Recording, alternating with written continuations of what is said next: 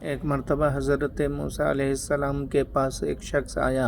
اور کہنے لگا کہ اے حضرت موسیٰ علیہ السلام، آپ اللہ کے کلیم ہیں، آپ اللہ سے باتیں کرتے ہیں، میری ایک عرضی اللہ کی بارگاہ میں پیش کر دیجئے۔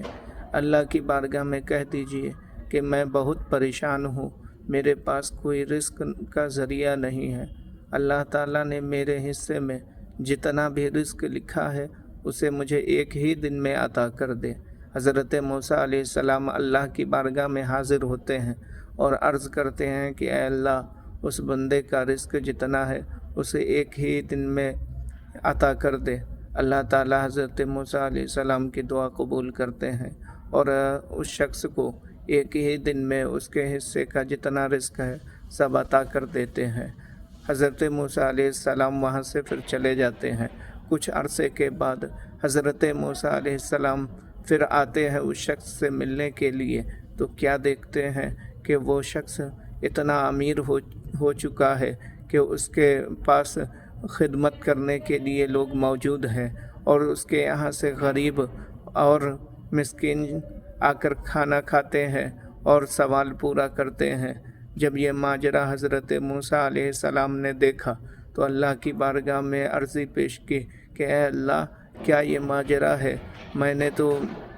تیری بارگاہ میں دعا جب کیا تھا تو نے کہا کہ اس کے حصے میں رزق، نے اس کے حصے کا رزق ایک ہی دن میں دے دیا تھا، اب اس کے پاس اتنا رزق کیسے آ گیا؟ اتنا مال و دولت کہاں سے آ گیا؟ تو اللہ تعالیٰ نے فرمایا کہ جب میں نے اس کے حصے کا رزق ایک ہی دن میں جب دیا تو اس شخص نے ایک دن کا صرف اپنے لیے رکھا اور جتنا مال و دولت تھا سب اس نے غریبوں میں، مسکینوں میں بانٹ دیا۔ بس یہی اس کا کام مجھے پسند آ گیا اور اس نے جب میرے بندوں پر خرچ کیا تو میں اسے اس کا بدلہ کئی زیادہ دیا، جس سے اس کی دولت بڑھ گئی اور یہ اور زیادہ امیر ہو گیا۔ تو دوستو، ہمیشہ ہمیں نیک کام میں اور اللہ کی راہ میں خرچ کرنے سے پیچھے نہیں ہٹنا چاہیے، اس سے ہمارا رزق بڑھتا ہے نہ کہ گھٹتا ہے، اور اللہ کے یہاں تو ہمارا مال جمع ہے، جو بھی ہم خرچ کریں گے اس کا بدلہ ہمیں دنیا میں ہو یا آخرت میں ضرور ملے گا۔